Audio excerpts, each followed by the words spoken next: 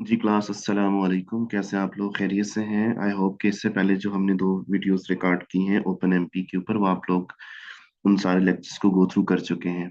Because अगर अभी तक आपने उस लेक्चर्स को गो थ्रू नहीं किया तो प्लीज अब जो नेक्स्ट हम टॉपिक्स कवर करने जा रहे हैं वो actually next to the previous lecture है।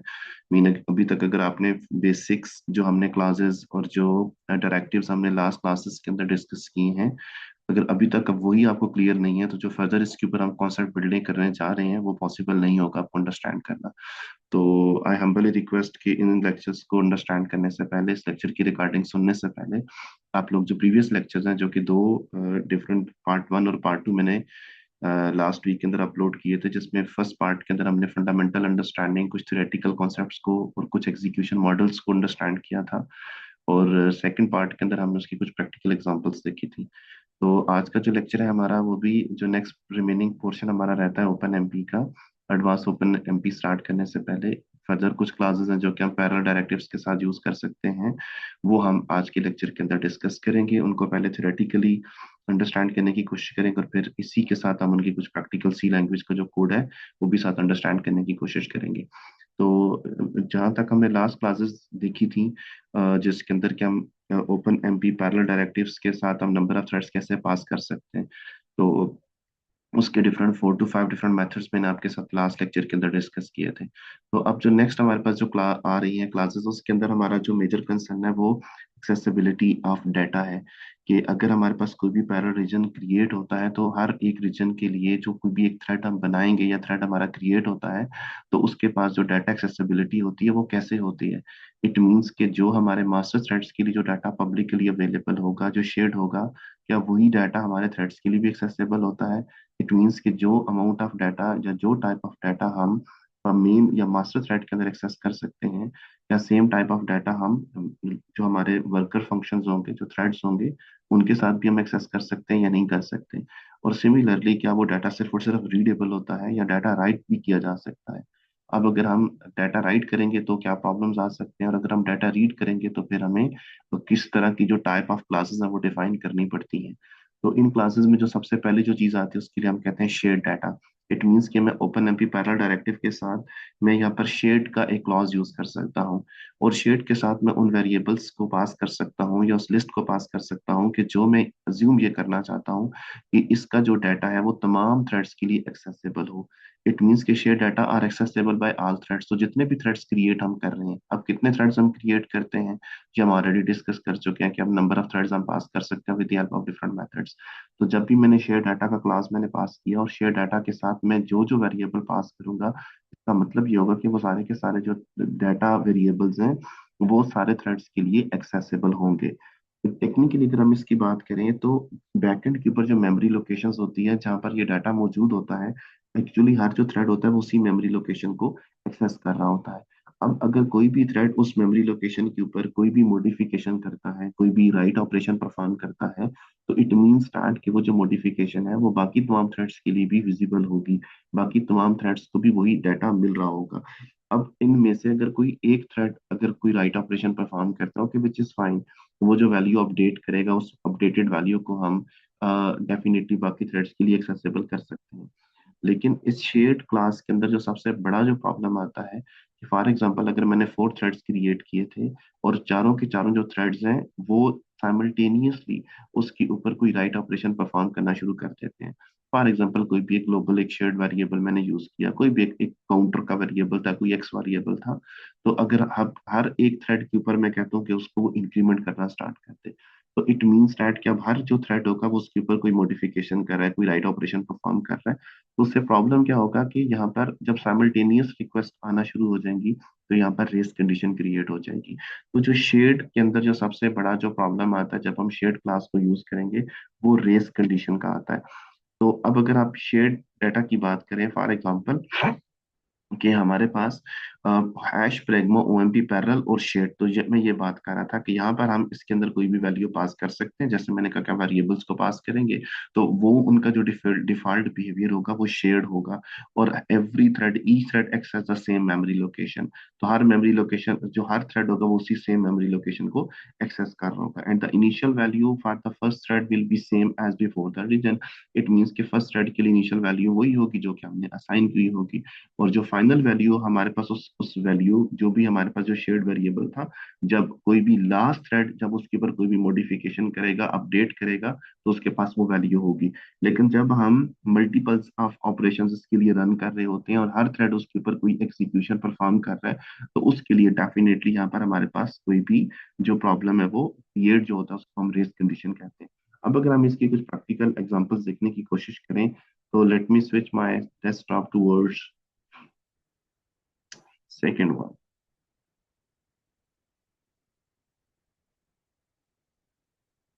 Okay, it will take 1 minute to just start this machine.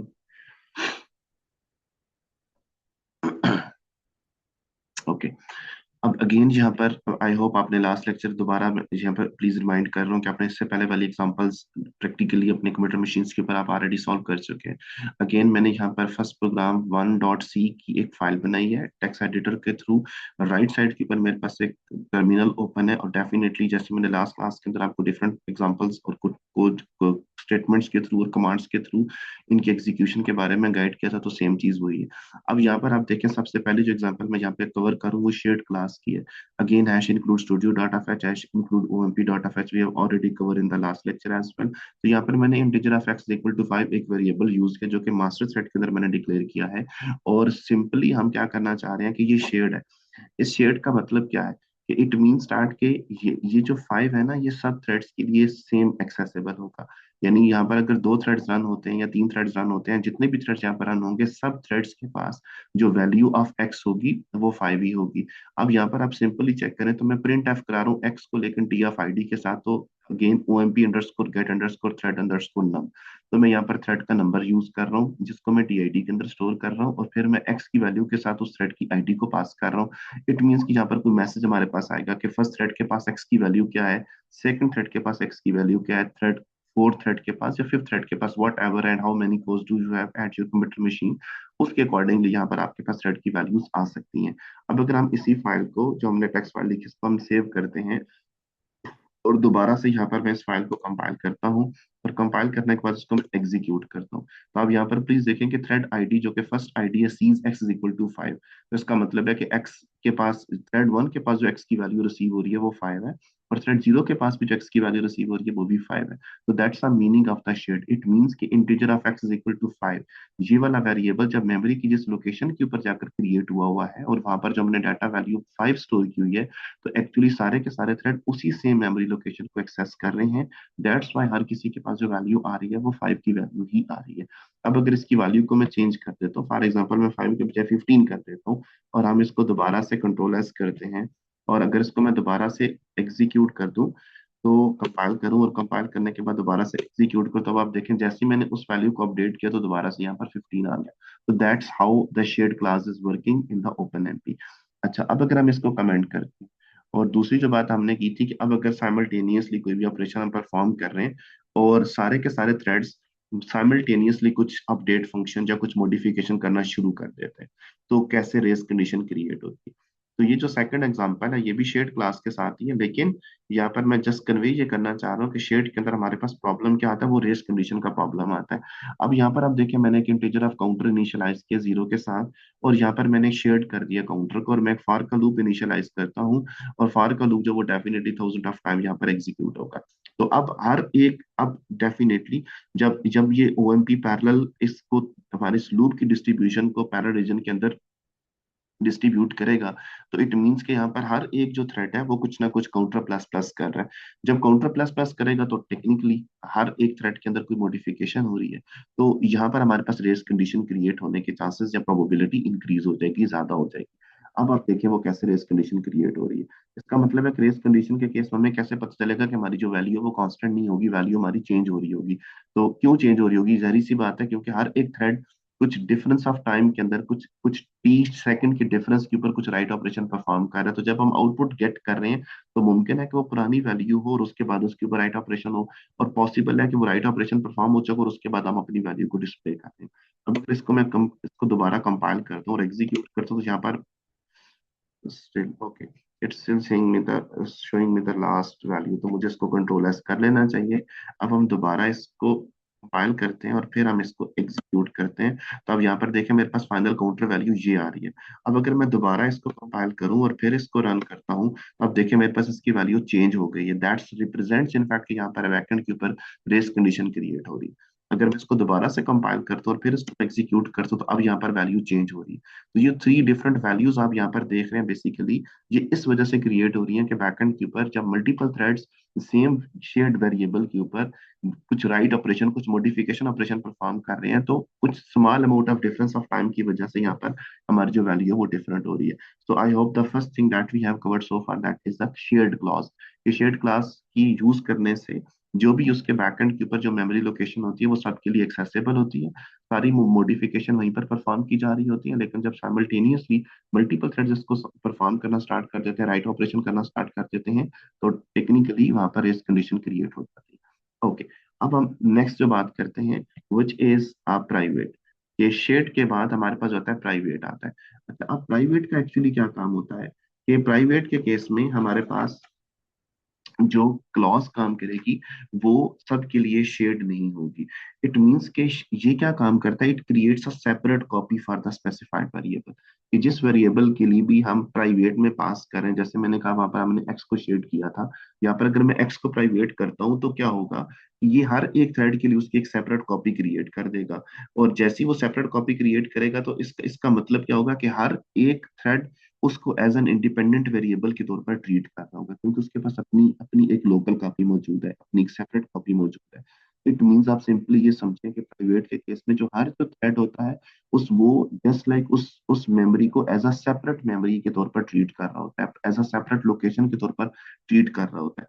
अच्छा, अब उससे क्या फायदा होगा कि अगर कोई भी एक थ्रेड उसके ऊपर मॉडिफिकेशन कर रहा है ना, तो इट मीन स्टार्ट के वो मॉडिफिकेशन सिर्फ उसी के लिए होगी, वो मॉडिफिकेशन बाकियों के लिए विजिबल नहीं होगी।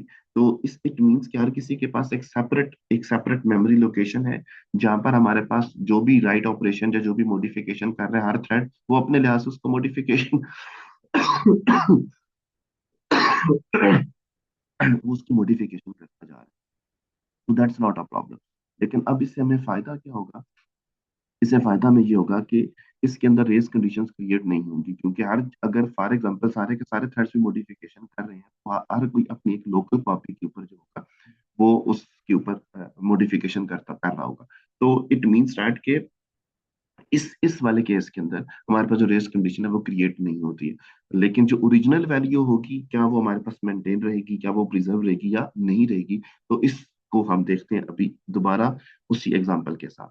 अब हम दोबारा अगर शेयर्ड क्लॉज के साथ एक सी की एग्जांपल को अंडरस्टैंड करने की कोशिश करते हैं, तो चेक करते हैं कि उसकी आउटपुट हमारे पास क्या डिस्प्ले होगी। ओके, सो अब दोबारा अगर मैं उसी फाइल पे वापस चला जाऊं, तो हम इसको जो हमने रेस कंडीशन का कोड देखा था इसको हम यहाँ से कमेंट कर देते हैं। ओके,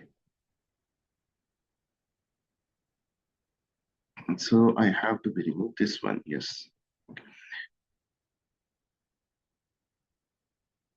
अच्छा, अब एग्जांपल नंबर 4 के अंदर हमारे पास आता है प्राइवेट क्लास। तो अब प्राइवेट क्लास के केस में अब देखें क्या होगा। इसको just give me 1 minute, I have to be remove the comments. Okay, अब हम इसको कंट्रोल एस करते हैं। सेम, कोई इसमें प्रॉब्लम नहीं है, सिंपल एक सी का कोड हमने लिखा हुआ है जहां पर हम कह रहे हैं कि integer of x is equal to 10 and hash pragma mp parallel private of x. तो मैंने बेसिकली एक्स को प्राइवेट कर दिया।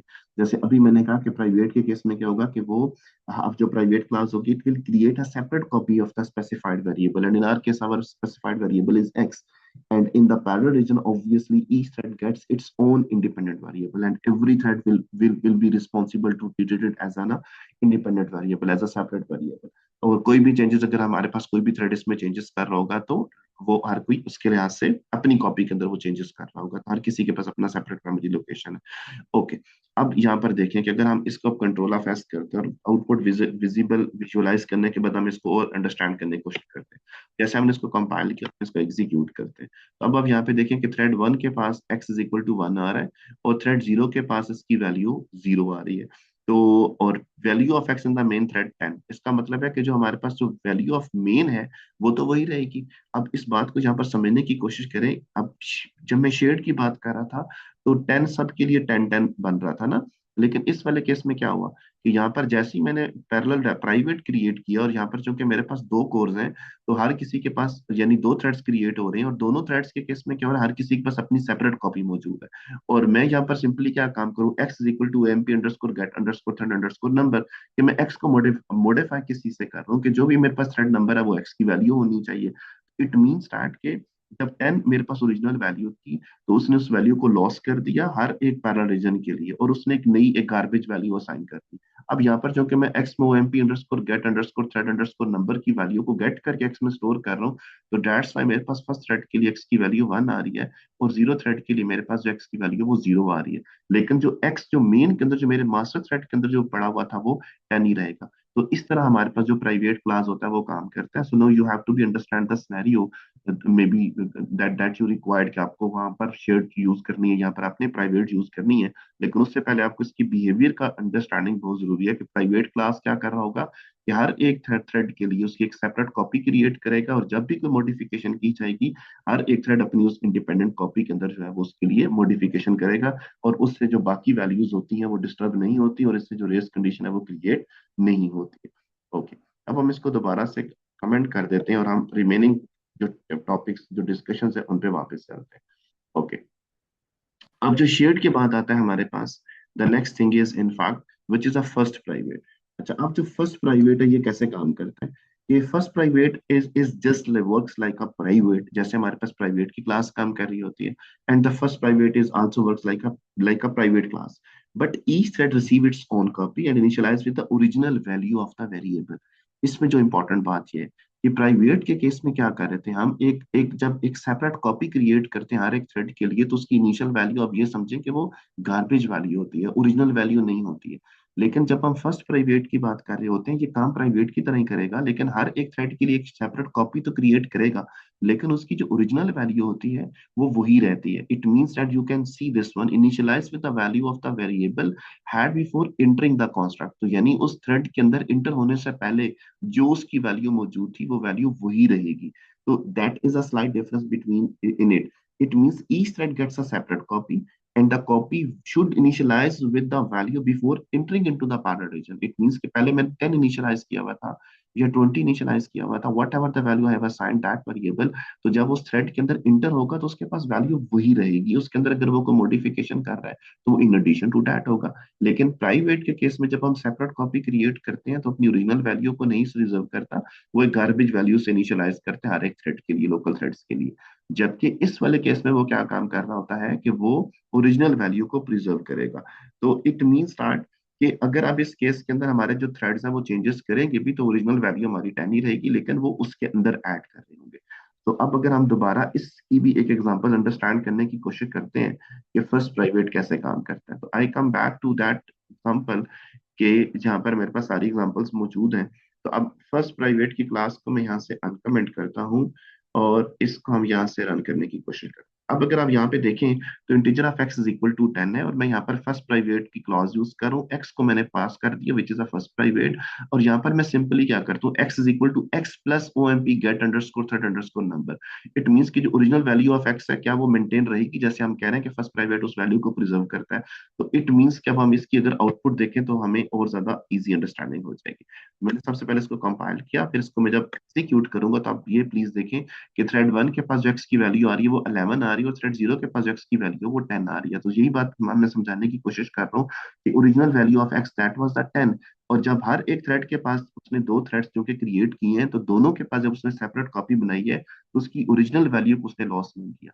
जबकि प्राइवेट के केस में वो उसकी ओरिजिनल वैल्यू को लॉस कर देता है, उसको जीरो गार्बेज के साथ इनिशियलाइज कर देता है। इसी तरह अब अगर मैं इसकी वैल्यू को मॉडिफाई करता हूँ, फॉर एग्जाम्पल इसको मैंने 100 कर दिया, 100 करके इसको मैंने कंट्रोल सेव किया, सेव करने के बाद मैं दोबारा इसको कंपाइल करता हूँ और फिर इसको मैं एग्जीक्यूट करता हूँ। तो अब यहाँ पर देखिए original value of x is 100 for the thread 0 because 0 plus of 100 obviously it's 100।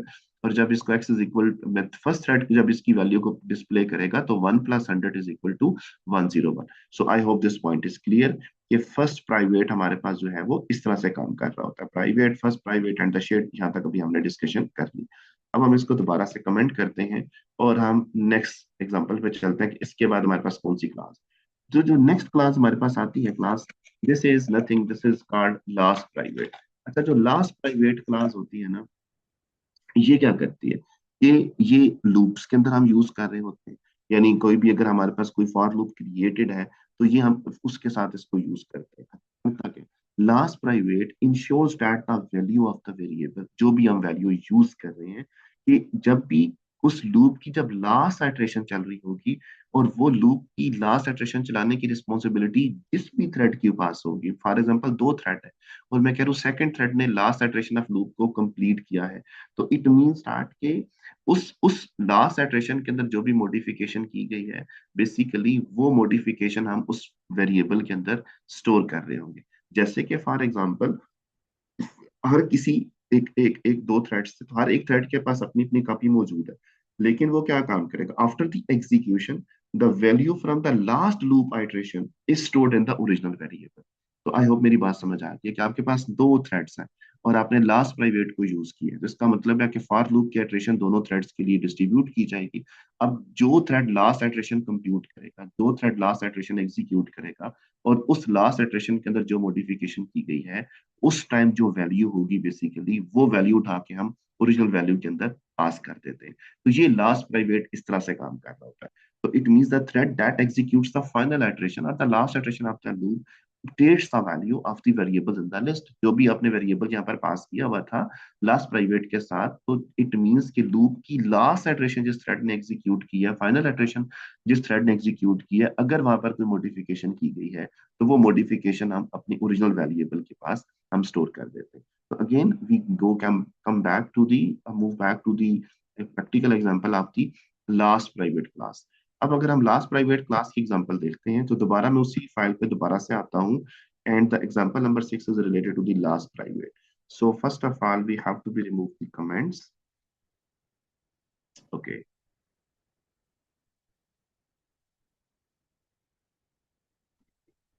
Control S. अब यहाँ पर आप देखें, यहाँ पर integer of x is equal to 0 और मैंने कोई भी एक फार का लूप चलाया और हर दफा एक्स इज इक्वल टू आई होता जा रहा है। तो अब हम यहाँ पर वैल्यू ऑफ एक्स देखते हैं कि लूप के बाद क्या होगी और विद इन थ्रेड हमारे पास उसकी वैल्यू क्या होगी। तो कंट्रोल एस किया, उसके बाद हमने कंपाइल किया, कंपाइल करने के बाद हम एग्जीक्यूट करते हैं। तो अब यहाँ पर देखें, thread 1 process I is equal to 3, process 4, thread 0 0 0 0 0। अब यहाँ पर देखिए हमारे पास के जो थ्रेड 0 है उसने यहाँ पर एक दो तीन आइटरेशन कंप्लीट की, जबकि थ्रेड 1 ने यहाँ पर दो आइटरेशन कंप्लीट की हैं। लेकिन जो लास्ट आइटरेशन थी देखिए 5 था मेरे पास ना, 0 से 5, तो इसका मतलब है कि लेस देन 5 है। तो जब ये लास्ट आइटरेशन जो 4 एग्जीक्यूट हुई है, ये थ्रेड 1 ने एग्जीक्यूट की है। तो इट मीन्स की initial value of the x was 0, लेकिन अब मेरे पास जो वैल्यू ऑफ एक्स आ रही है लूप से निकलते हुए एग्जिट होते हुए, वो लूप से एग्जिट होते हुए एक्स की वैल्यू क्या हो चुकी है, 4 हो चुकी है। इट मीन्स कि जो लास्ट थ्रेड ने जो वैल्यू एग्जीक्यूट की थी दिस वाज द 4। तो इट मीन्स दैट कि वो वैल्यू उठा के हमने ओरिजिनल वैल्यू में कॉपी कर दी है। So no, again you have to be use the last private if you are interested to preserve कि आपके हर थ्रेड के अंदर लूप की बॉडी में कोई ना कोई मॉडिफिकेशन प्रोसेस किया जा रहा था और आप ये चाहते हैं कि जो लास्ट टाइम के ऊपर डेफिनेटली जो भी लास्ट आइटरेशन के ऊपर जो मॉडिफिकेशन हुई है उसी वैल्यू को हम अपनी ग्लोबल वैल्यू के लिए भी पास करें, ताकि इस मास्टर थ्रेड को अगर मैं इसी वैल्यू को किसी और फॉर थ्रेड्स के साथ अगर इनको मैं यूज करना चाह रहा हूँ, या फर्दर अगर मेरे पास कोई 4 5 थ्रेड्स क्रिएटेड होते हैं इस पैरा रीजन से हटकर, इस पैरा रीजन से निकलने के बाद और मुझे अपडेटेड वैल्यू चाहिए, तो डेफिनेटली फिर हम उसके लिए लास्ट प्राइवेट को यूज करेंगे। तो नेक्स्ट हम first private, last private, shared and private को डिस्कस करने के बाद अब हम बात करते हैं कि इससे आगे हमारे पास कौन सी क्लासेस हैं। तो I have to be go back to the this one. Okay, अच्छा, अब इसके बाद हमारे पास जो नेक्स्ट आता है वो हमारे पास आता है यहाँ पर डिफॉल्ट। अच्छा, अब जो डिफॉल्ट है ना, एक्चुअली ये क्या काम कर रहा होता है, default class defines how variables behave. ये वेरिएबल्स का बिहेवियर क्या होगा, क्या प्राइवेट होंगे या वो शेड होंगे। तो इट मीन्स दैट कि यहाँ पर जैसे अगर हम देखें डिफॉल्ट तो प्राइवेट, तो ये प्राइवेट है, या हमारे पास शेड हो सकते हैं। लेकिन अगर ये यानी डिफॉल्ट बिहेवियर हम यूज कर रहे होते हैं, इनफैक्ट के जो भी डिफॉल्ट बिहेवियर होगा उसको अल्टर करने के लिए हम जो है इसके साथ इसको यूज कर रहे होते हैं। तो फॉर एग्जाम्पल, अगर हम इसके साथ कुछ भी मेंशन नहीं करते हैं, इसको नन कर देते हैं, तो इसका मतलब क्या होगा कि इट मींस कि अब हम प्रोग्रामर को फोर्स करते हैं, या as a student of this course, no this is your responsibility to explicitly define कि आपके जो वेरिएबल्स बिहेवियर हैं वो क्या होंगे। फॉर एग्जाम्पल, अगर हम बाय डिफॉल्ट शेयर्ड करते हैं तो इसका मतलब है वहां पर इस कंडीशन क्रिएट हो सकती है। और अगर मैं प्राइवेट करता हूँ तो डेफिनेटली हर किसी के पास अपनी एक सेपरेट कॉपी मौजूद है, और जो मेन है वो हमारे पास ओरिजिनल वैल्यू पर स्टोर हो रहा है। इट मीन्स कि यहाँ पर या प्राइवेट या शेड तो हम यूज कर सकते हैं, लेकिन दोनों की किस तरह की वर्किंग है, उनके प्रोज और कॉन्स क्या, we have already discuss in detail. तो अगर मैं नन कर देता हूँ तो इससे फायदा क्या होगा कि आप प्रोग्रामर की रिस्पॉन्सिबिलिटी होगी कि वो खुद से प्राइवेट और खुद से शेड जो है वो डिफाइन करेगा। तो इन केस अगर हमें लगता है कि अगर वहां पर कोई ग्रेस कंडीशन क्रिएट हो सकती है, तो अब हम उस चीज को यहाँ पर अवॉइड कर सकते हैं। जैसे कि यहाँ पर आप देखें कि यहाँ पर जो डिफॉल्ट में कर रहा हूँ वो शेड कर रहा हूँ, तो अगेन यहाँ पर we have to be check, अगर हम यहाँ पर कोई मल्टीपल थ्रेड्स के ऊपर इसको लेकर जाते हैं तो यहाँ पर इस कंडीशन क्रिएट होने के चांसेस हैं। यहाँ पर मैं फॉर डिफॉल्ट नन करूँ, तो जब मैं फॉर डिफॉल्ट नन करूंगा तो मुझे बताना पड़ेगा कि प्राइवेट आई जो है उसको मैं प्राइवेट कर रहा हूँ, ए को भी मैं प्राइवेट करूँ और बी को भी मैं प्राइवेट करूँ। सिमिलरली अगर आप यहाँ पर देखें, अगर मैंने डिफॉल्ट को नन किया हुआ है तो मैं आई को प्राइवेट कर रहा हूँ, ए को मैं प्राइवेट रख रहा हूँ, लेकिन बी को मैं लास्ट प्राइवेट करूँ। अब प्राइवेट और लास्ट प्राइवेट में क्या डिफरेंस है, मैंने इसको ऑलरेडी एक्सप्लेन कर दी विद एग्जांपल। सिमिलरली अगर मैं दोबारा यहाँ पर देखूँ तो डिफॉल्ट को मैं नन कर रहा हूँ, अब मैं यहाँ पर आई को प्राइवेट करूँ, ए को फर्स्ट प्राइवेट करूँ और बी को लास्ट प्राइवेट करूँ, तो इसका मतलब है कि अगर आपने कस्टमाइज बिहेवियर डिफाइन करने हैं एज अ प्रोग्रामर, जो be whatever your requirement is, because ये इसको डिफाइन करने से पहले आपको ये चीज बिल्कुल क्लियर होनी चाहिए कि प्राइवेट, फर्स्ट प्राइवेट और लास्ट प्राइवेट की वर्किंग क्या है, और इनको हम किस कॉन्टेक्स्ट के लिए यूज कर सकते हैं। तो फिर आप इसको यहाँ पर एक्सप्लिसिटली हर एक वेरिएबल्स का बिहेवियर आप यहाँ पर डिफाइन कर सकते हैं। ओके, तो यहाँ तक हमारे पास जो ये कंप्लीट हो जाता है कि जो ये क्लासेस थी जिसमें शेयर्ड, प्राइवेट, फर्स्ट प्राइवेट और लास्ट प्राइवेट, इनकी क्या फंक्शनैलिटी है, इनके क्या एडवांटेजेस और इनके क्या डिसएडवांटेजेस है। ओके, नेक्स्ट हमारे पास आता है, उसको हम कहते हैं work sharing concept. This is a slighter, you know, it is a new concept, it's not in fact a new concept, but ये कोई क्लॉज नहीं है, एक जेनेरिक एक कॉन्सेप्ट है कि वर्क शेयरिंग कॉन्सेप्ट क्या होता है। यानी जैसे हमारे पास ना फॉर का लूप हम चलाते हैं, तो एक्चुअली क्या होता है, इसको हम कहते हैं ये एक वर्क शेयरिंग कॉन्स्ट्रक्ट है। तो वर्क शेयरिंग कॉन्स्ट्रक्ट क्या करता है, डिस्ट्रीब्यूट कर देता है हमारे जो भी वर्क हम परफॉर्म कर रहे होते हैं, जो भी वर्कलोड होता है प्रोग्राम का, उसको डिफरेंट जो अवेलेबल थ्रेड्स होंगे उनके ऊपर ये डिस्ट्रीब्यूट कर देगा, तो उसको हम कहते हैं वर्क शेयरिंग कॉन्स्ट्रक्ट। जैसे कि फार हमारे पास एक वर्क शेयरिंग कॉन्स्ट्रक्ट है, तो जैसे हम फार यूज करेंगे तो एक्चुअली जो अवेलेबल थ्रेड्स होंगे ना, तो उन थ्रेड्स को वो उस फार की जो डिस्ट्रीब्यूशन है, जो कैटरेशन है, वो उनको एग्जीक्यूट कर देगा। यानी इस केस के अंदर हम कोई न्यू थ्रेड क्रिएट नहीं कर रहे होते हैं, जो अवेलेबल थ्रेड्स होते हैं, चाहे वो दो हैं, तीन है, चार है, पांच है, जितने भी हैं। तो वर्क शेयरिंग जो कॉन्स्ट्रक्ट होंगे एक्चुअली वो उन पैरा रीजन के अंदर जो हमारे अवेलेबल थ्रेड्स हैं उनके ऊपर जो टास्क होगा वो एग्जीक्यूट कर देगा, डिस्ट्रीब्यूट कर देगा, और जो हर एक जो थ्रेड होगा वो जो टास्क उसको अपने स्पेसिफिक जो भी उसको टास्क असाइन किया गया, जो भी पार्ट है उसके पास उस स्पेसिफिक टास्क का, वो उसको एग्जीक्यूट कर देता है। जैसे कि अगर हम यहाँ पर देखें तो फार, जैसे मैं कह रहा हूँ कैश प्रैग्मा फार, फार हमारे पास एक वर्क शेयरिंग कॉन्स्ट्रक्ट है। तो क्या होगा, सबसे पहले मास्टर थ्रेड क्रिएट होगा।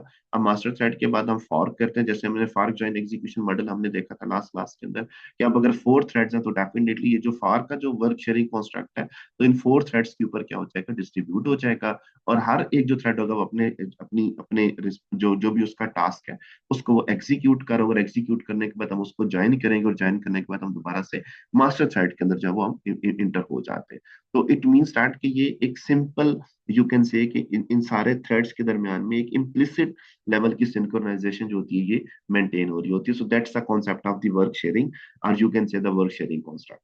ओके, अच्छा, इसके बाद हमारे पास आता है स्केजुलिंग की क्लास। तो स्केजुलिंग क्या चीज होती है, ये स्केजुलिंग स्केजुलिंग के क्लास क्लास के अंदर हम ये डिस्क्राइब कर रहे होते हैं कि how the iteration of the loops are divided among the threads. आपके पास जो लूप्स की जो जो भी आइटरेशंस है ना, वो किस तरह से डिवाइड की जा रही है। अब डिवाइड्स होने से क्या मुराद है, इट मीन्स दैट कि यहाँ पर ये स्टैटिक भी हो सकती हैं और यहाँ पर ये डायनामिक भी हो सकती हैं। ये दो डिफरेंट टाइप्स की इसकी जो स्केजुलिंग हम डिफाइन कर सकते हैं। ये हमें पास करना पड़ेगा डेफिनेटली, जस्ट लाइक हम बाकी डायरेक्टिव्स के साथ जैसे हम पास करते थे, तो हमें इसके लिए भी स्केजुलिंग भी बतानी पड़ेगी कि हम स्टैटिक करने चाह रहे हैं या हम डायनामिक करने चाह रहे हैं। तो सबसे पहले आप ये समझें कि स्केजुलिंग क्लास क्या काम करती है। इसको हम hash pragma OMP parallel directives के साथ यूज करते हैं, जो कि ये डिफाइन करती है कि how the loop iteration divides, कि आपके पास जितनी भी लूप आइट्रेशंस हैं वो किस तरह से डिवाइड की जाएंगी, क्या वो स्टैटिकली डिवाइडेड होंगी या वो डायनामिकली डिवाइडेड होंगी। अच्छा, अब अगर हम स्टैटिक की बात करते हैं, तो स्टैटिक के केस में क्या होगा कि loop iterations are divided into the equal sized of chunks. अब चंक्स मैं बताऊंगा यहाँ पर कि फॉर एग्जांपल यहाँ पर मुझे इस थ्रेड के ऊपर दो आइट्रेशंस चलानी है, तो दो यहाँ पर क्या चीज है, ये चंक है। इसका मतलब है कि अगर दो थ्रेड्स मेरे पास मौजूद है और मैं दो का चंक साइज रखता हूँ, तो इसका मतलब है दो आइट्रेशन एक थ्रेड के लिए, दो आइट्रेशन दूसरे थ्रेड के लिए, फिर दो आइट्रेशन पहले वाले थ्रेड के लिए, फिर दो आइट्रेशन दूसरे थ्रेड के लिए। तो दैट्स द मीनिंग ऑफ कि हम चंक्स के अंदर हम कोई भी एक स्पेसिफिक साइज बता देंगे, कोई इंटीजर वैल्यू बता देंगे, नंबर बता देंगे, और जो लूप आइट्रेशन होंगी वो इतने थ्रेड्स के साथ वो चल रही होंगी। अच्छा, अब यहाँ पर अगर हम बात करते हैं डायनामिक की, तो डायनामिक के केस में हम क्या काम कर रहे होते हैं कि loop iterations are assign to the threads on demand. यानी रन टाइम के ऊपर हम क्या काम कर रहे होते हैं इसके अंदर, इसको जो वैल्यूज हैं, जो आइट्रेशंस है वो असाइन कर रहे होते हैं। अब स्टैटिक के केस में क्या हो सकता है कि अब टेक्निकली बात सोचें कि जब मैंने फिक्स कर दी ना, तो क्या होगा, मुमकिन है कि एक जो थ्रेड था उसने एग्जीक्यूशन को क्विकली फास्टली परफॉर्म कर लिया और दूसरा जो था वो स्लो था। अब अगर वो स्लो था तो पहले वाला आइडल स्टेट में वो वेट कर रहा है। जबकि जब हम डायनामिक की बात करेंगे ना, तो ये रियल टाइम के अंदर, सॉरी रन टाइम के अंदर जब ये ऑन डिमांड करता है, तो इट मीन्स कि जैसे ही कोई थ्रेड अपने प्रीवियस टास्क के एग्जीक्यूशन को कंप्लीट करता है, तो हम उसको आइडल स्टेट में नहीं रहने देते, तो वो ऑन डिमांड करके नेक्स्ट एग्जीक्यूशन को स्टार्ट कर देगा। तो ये बेसिकली इन दोनों के अंदर डिफरेंस है। जैसे कि अगर आप यहाँ पे देखो कि hash pragma OMP for schedule, तो मैंने यहाँ पर डिफाइन कर दिया है कि स्केड्यूलिंग की क्लास के साथ मुझे स्टैटिक करना है।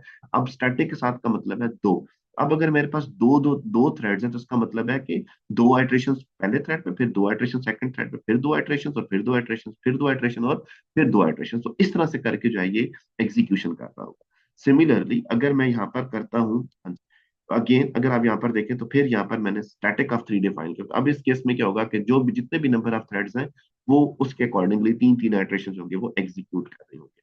अब इसके केस में हम क्या काम करते हैं कि ये जो वर्क शेयरिंग हो रही होती है, इसको सिंक्रोनाइज्ड और सेकंड जो है वो नॉन सिंक्रोनाइज्ड फैशन के अंदर भी चलाया जाता है। अच्छा, अगर हम सिंक्रोनाइज करते हैं, तो hash pragma MP parallel for, इसका मतलब क्या है?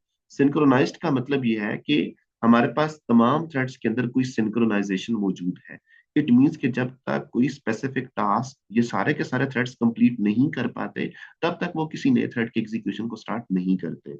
और नॉन सिंक्रोनाइज्ड के केस में क्या होगा, जैसे ऑन डिमांड की हम बात कर रहे थे, तो उस केस के अंदर हमें सिंक्रोनाइजेशन नहीं रिक्वायर्ड। तो इट मीन्स कि कोई भी जो थ्रेड होगा वो वेट नहीं करेगा कि प्रीवियस थ्रेड अपनी एग्जीक्यूशन कंप्लीट कर ले, तो फिर हम जो है वो नेक्स्ट इटरेशन को एग्जीक्यूट करना स्टार्ट करें।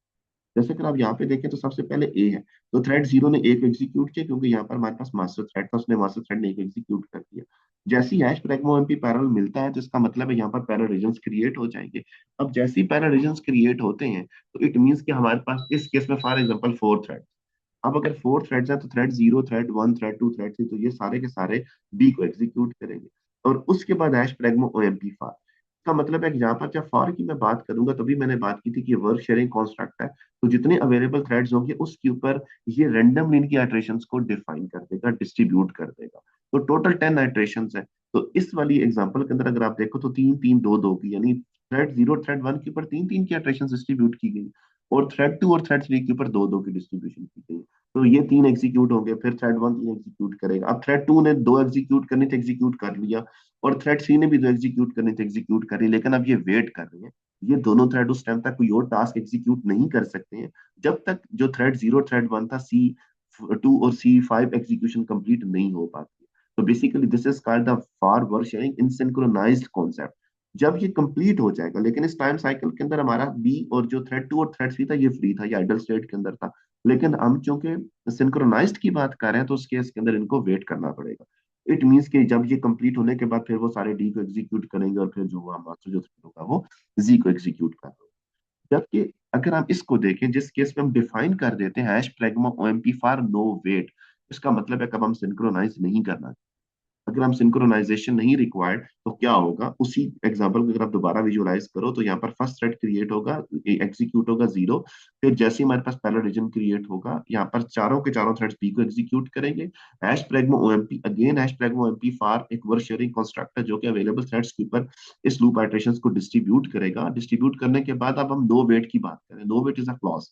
अब क्या होगा कि सी ने 3 एग्जीक्यूशन की, इसने भी 3 एग्जीक्यूशन की, इसने 2 एग्जीक्यूशन की, लेकिन तीसरी एग्जीक्यूशन जब ये दो थ्रेड्स कर रहे थे तो ये फ्री थे, तो इन्होंने जो नेक्स्ट टास्क जो था, जो डी बेसिकली एक नेक्स्ट थ्रेड है, जो नेक्स्ट जो डी की वैल्यू थी, वट एवर इज, तो उसने डी को एग्जीक्यूट करना स्टार्ट कर दिया। ये भी फ्री स्टेट पर, इसने भी डी को एग्जीक्यूट करना स्टार्ट कर दिया। तो इस मीन दैट कि जब जब ये दो थ्रेड अभी लूप आइटरेशन को एग्जीक्यूट कर रहे थे, तो नॉन सिंक्रोनाइज मैनर के अंदर जब हम नो वेट की क्लॉज यूज कर रहे हैं, तो यहाँ पर ये नेक्स्ट थ्रेड को एग्जीक्यूट करना स्टार्ट कर देंगे। तो बेसिकली ये इसमें जो था वो स्लाइटली वर्क शेयरिंग कॉन्स्ट्रक्ट के अंदर हम किस तरह से सिंक्रोनाइजेशन और किस तरह से हम नॉट सिंक्रोनाइजेशन को या नॉन सिंक्रोनाइजेशन को हम अचीव कर सकते हैं। ओके, अब हम जो बात करते हैं वो स्टैटिक स्केजुलिंग से ही हमारी ये बात स्टार्ट हुई कि स्टैटिक स्केजुलिंग में फिर अब अगर हम कहते हैं कि स्टैटिक स्केजुलिंग के अंदर प्रॉब्लम्स क्या आ सकते हैं, तो प्रॉब्लम्स इसमें वही आ सकते हैं कि लोड इम्बैलेंस का प्रॉब्लम हो सकता है, जैसे अभी मैंने ये बात की प्रीवियस एग्जांपल के अंदर कि अगर थ्रेड 1 कोई टास्क एग्जीक्यूट कर रहा है, मुमकिन है थ्रेड 2, थ्रेड 3, थ्रेड 4 ने उससे लेस टाइम के अंदर या हाफ टाइम के अंदर हमारे पास उसने अपने टास्क एग्जीक्यूट कर लिया, लेकिन अब उनको आइडल स्टेट के अंदर रहना पड़ता है, तो ये एक लोड इम्बैलेंस का प्रॉब्लम आ सकता है। अगर हम डायनामिक स्केजुलिंग करते हैं, तो डायनामिक स्केजुलिंग के अंदर हमारे पास क्या प्रॉब्लम आ सकता है कि डायनामिक स्केजुलिंग जैसे वर्क स्टीलिंग मैकेनिज्म पे चल रहा होता है। इट मींस दैट कि उसने अपना टास्क कंप्लीट किया तो उसने नेक्स्ट स्टील किया टास्क और उसको एग्जीक्यूट करना शुरू कर दिया। लेकिन इसका डिसएडवांटेज क्या है? डिसएडवांटेज इसमें यह है कि हमें क्योंकि बार बार डिमांड करनी पड़ रही होती है टास्क को, ऑन डिमांड हमें टास्क रिक्वायर्ड होते हैं एग्जीक्यूट करने के लिए, तो इट मींस दैट कि इसके अंदर जो सबसे बड़ा जो हमें एक चैलेंज फेस करना पड़ता है वो हमारे पास ओवरहेड का होता है। कि एक बहुत बड़ा एक ओवरहेड क्रिएट हो जाता है, क्योंकि इससे प्रॉब्लम क्या होगा कि जो थ्रेड्स होते हैं वो रिपीटेडली रिक्वेस्ट कर रहे होते हैं न्यू चंक्स की।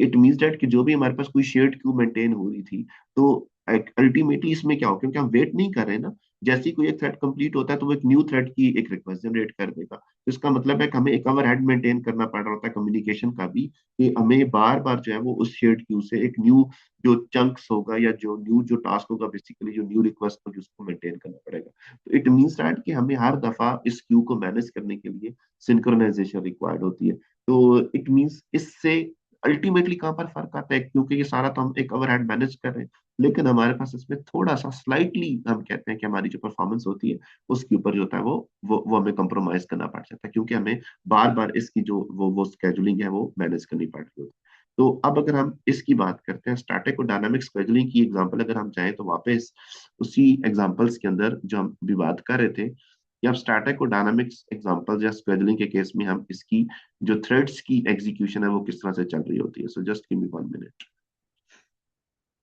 ओके, सो ओहो अगेन हमें पासवर्ड एंटर करना पड़ेगा।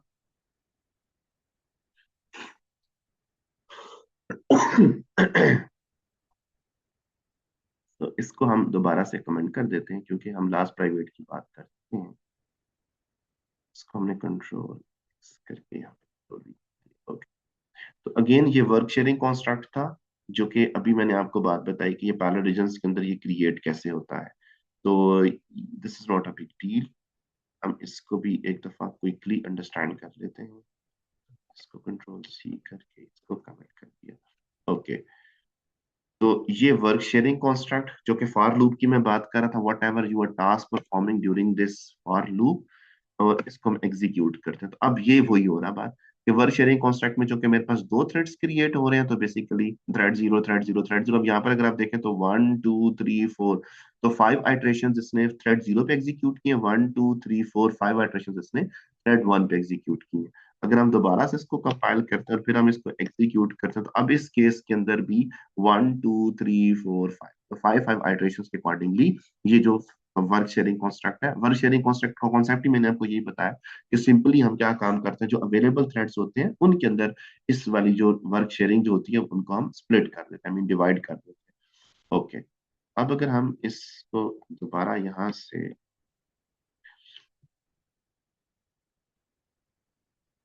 कमेंट करते हैं और हम स्केजुलिंग की बात कर रहे थे, this one. Okay,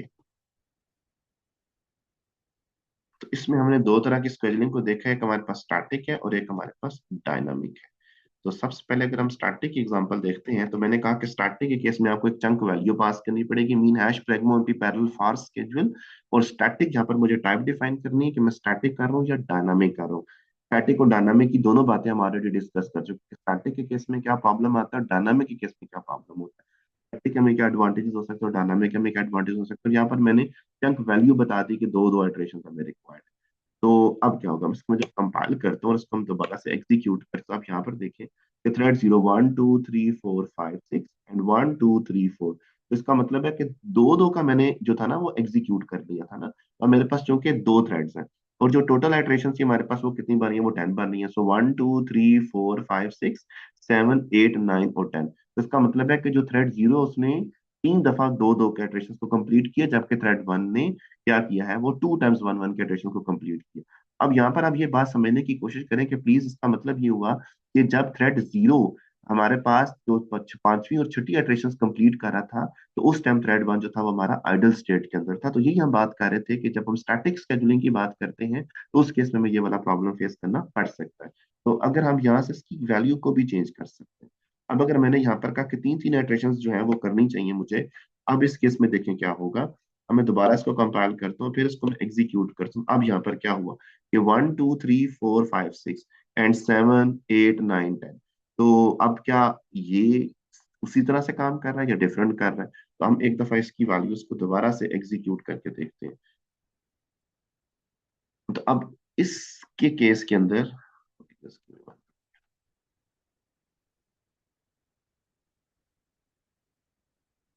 okay, I guess there is a problem, चले खैर। तो इट मीन्स दैट कि आप लोगों ने प्लीज अपने कंप्यूटर मशीन के ऊपर, आई डोंट नो टर्मिनल्स के ऊपर ये कमांड क्यों नहीं काम कर रही। मैं दोबारा इसको देख लेता हूँ, रिफ्रेश करना पड़ेगा।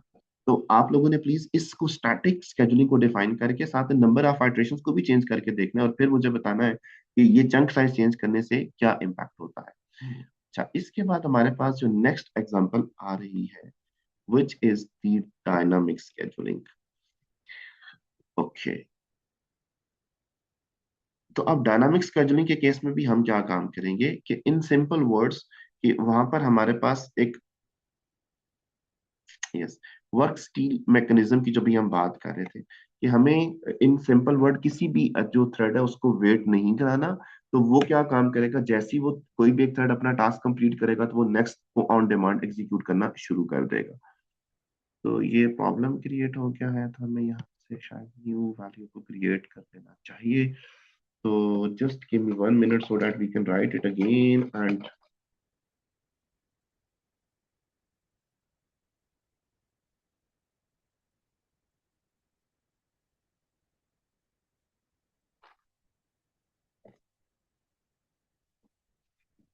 okay. So this was the GCC space dash F open MP, and the file name is first program, and I guess the P is capital in our case.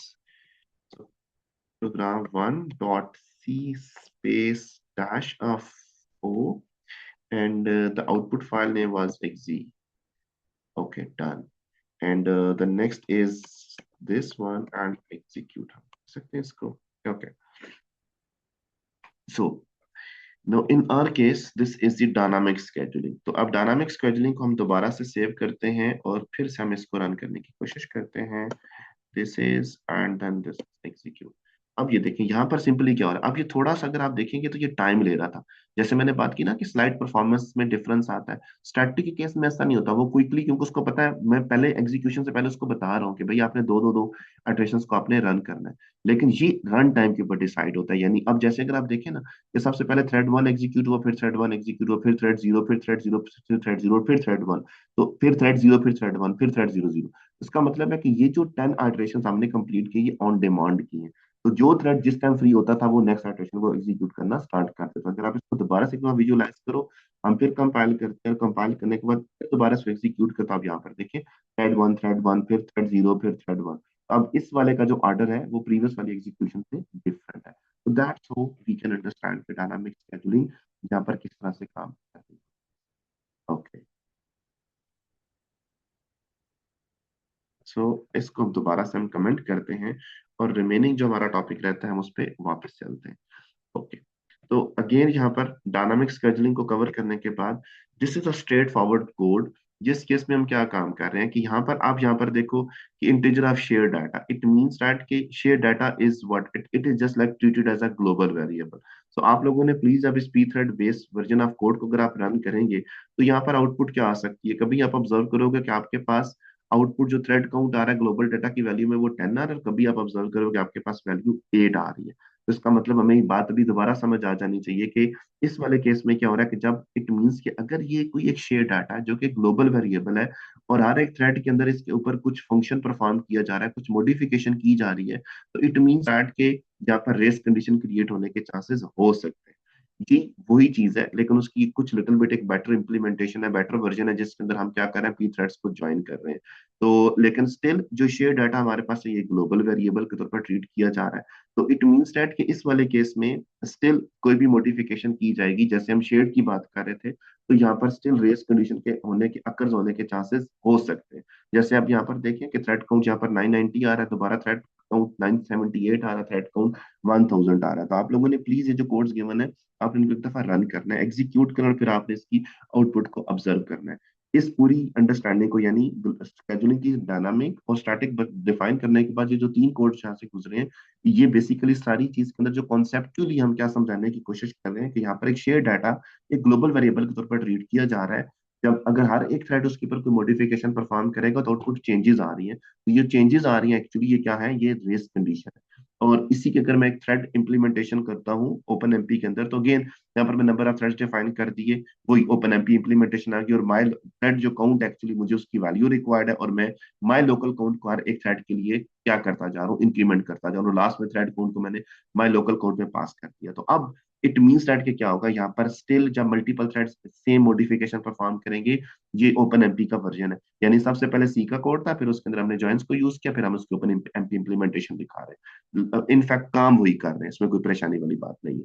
तो प्रॉब्लम यहाँ पर रेस कंडीशन है, जो कि हम already share की class के साथ हम डिस्कस। तो क्या करना चाहिए, इट मींस दैट कि जब एन प्रोसेसेस आपके पास मौजूद हो, मल्टीपल कोर्स हो, कंप्यूट कर रहे हो सेम शेयर डाटा को, तो इसका मतलब है कि आपके पास हर किसी के पास अपना कोड सेगमेंट होगा, जैसे अभी हमने बात की, which is critical section in which share data is access. तो प्रॉब्लम क्या है, इट मींस दैट कि जब मल्टीपल दो तीन चार पांच प्रोसेसेस उस सेम शेयर डाटा सेक्शन को एक्सेस करने की कोशिश करेंगे और उसको सेम टाइम के अंदर मॉडिफाई करने की कोशिश करेंगे, तो प्रॉब्लम क्या आ जाएगा, डेफिनेटली वहां पर रेस कंडीशन क्रिएट हो जाएगी। तो इट मींस दैट कि वो जो सेक्शन है हमारे पास वो क्रिटिकल सेक्शन है। इसका मतलब है कि हमें एक्सप्लिसिटली बताना पड़ेगा कि ये जो क्रिटिकल सेक्शन है, हमें डिफाइन करना पड़ेगा कि ये क्रिटिकल सेक्शन है। तो जब हम डिफाइन कर देंगे तो उससे हमें फायदा क्या होगा कि रेस कंडीशन जो कि वो क्रिएट नहीं होगी। तो इट मींस दैट कि that's how we have to be under control, or you can say avoid the problem of the race condition। जैसे कि दो प्रोसेसेस है हमारे पास, जहाँ पर जैसे ए एंटर होता है क्रिटिकल सेक्शन के अंदर, वो हम ओपन एमपी के अंदर हम डिफाइन कर सकते हैं हमारा ये क्रिटिकल सेक्शन है, क्रिटिकल हम क्लॉज यूज करेंगे। तो जैसी प्रोसेस प्रोसेस क्रिटिकल सेक्शन में एंटर होता है तो डेफिनेटली ये ब्लॉक कर देगा, तब तक कोई भी यहाँ पर जो दूसरा प्रोसेस होगा वो इस क्रिटिकल सेक्शन के अंदर एंटर नहीं होता। जैसे ही फर्स्ट ए रिलीज होगा, तो जो सेकंड जो थ्रेड है वो उसके अंदर एग्जीक्यूट हो सकता है। ये जो वो first implementation of C code था, तो यहाँ पर हमने mutex lock and mutex unlock को यूज करते हुए हमने यहाँ पर जो क्रिटिकल सेक्शन उसको मेंटेन करने की कोशिश की। और ओपन एमपी हमें कैसे फैसिलिटेट करता है, वो कहता है कि आप क्रिटिकल का डायरेक्टिव यूज कर सकते हैं, और जो कि उस स्पेसिफिक रीजन ऑफ कोड को डिफाइन करेगा। जब वो स्पेसिफिक रीजन ऑफ कोड के अंदर मैंने डिफाइन कर दिया कि भाई ये मेरा क्रिटिकल सेक्शन है, तो it means that if a thread is currently executing inside a critical reason, इसका मतलब अगर कोई भी थ्रेड हमारा उस क्रिटिकल सेक्शन को एग्जीक्यूट कर रहा है, तो कोई जो दूसरा थ्रेड होगा बेसिकली अगर वो उस सेक्शन को एग्जीक्यूट करने की कोशिश भी करता है, अटेम्प्ट भी करता है, तो क्या होगा, बाय डिफॉल्ट हम उसको लॉक कर देंगे, ताकि जब तक फर्स्ट थ्रेड उस सेक्शन को एग्जीक्यूट ना कर सके, तो कोई जो न्यू थ्रेड है वो उसके अंदर इंटर नहीं होना चाहिए। तो इसका मतलब है कि जो क्रिटिकल की जो क्लॉज है, वो जो डायरेक्टिव है, सॉरी, हम क्रिटिकल के डायरेक्टिव्स को यूज करते हुए यहाँ पर जो हमारे पास रेस कंडीशन क्रिएट होती है, हम उस रेस कंडीशन से अवॉइड कर सकते हैं। अब अगर मैं दोबारा इसी एग्जांपल पे चला जाऊं जो मैंने शेड के साथ आपको सिखाने की कोशिश की थी, तो उसका जो नेक्स्ट वेरिएंट आता है कि हम रेस कंडीशन को क्रिएट स्टोर कैसे, सॉरी, हम इससे बच कैसे सकते हैं, how to avoid the race condition, तो हम यहाँ पर क्रिटिकल का सेक्शन जो वो यहाँ पर यूज करते हैं। अब अगर इसको मैं अनकमेंट करता हूँ यहाँ पर, तो अब यहाँ पर आप प्लीज दोबारा से देखें कि इस वाले केस में क्या हो रहा है। काउंटर वही एक शेड वेरिएबल है मेरे पास, ओएमपी पैरेलल शेड काउंटर का वर्ड यूज किया हुआ है क्योंकि आप काउंटर के अंदर हर को मॉडिफिकेशन करना चाह रहे हैं। लेकिन अब जो कि ये वो क्रिटिकल सेक्शन है काउंटर प्लस प्लस, तो हर एक थ्रेड ने इसको क्या करना है, मॉडिफाई करना है। तो जब इसी लूप को मैंने शेयर की क्लास के साथ आपके सामने रखा था, तो वहां पर रेस कंडीशन क्रिएट हो रही थी जहां पर हर एक आइट्रेशन के ऊपर वैल्यू हमारी चेंज हो रही थी। अब अगर हम इसको सेव करते हैं और सेव करने के बाद हम इसको दोबारा से रन करते हैं, तो आप देखेंगे कि यहाँ पर हमें स्टैटिक हमेशा एक वैल्यू मिल रही है। मैंने दोबारा से इसको एग्जीक्यूट किया, फिर मुझे 2000 मिला, मैंने फिर इसको कंपाइल किया, फिर एग्जीक्यूट किया, फिर 2000 20000 वट एवर द वैल्यूज, फिर कंपाइल किया, फिर एग्जीक्यूट किया, मुझे वैल्यू सेम मिल गई। अब आप ये पैटर्न देख रहे हैं क्योंकि मैंने यहाँ इसको क्रिटिकल डिफाइन कर दिया।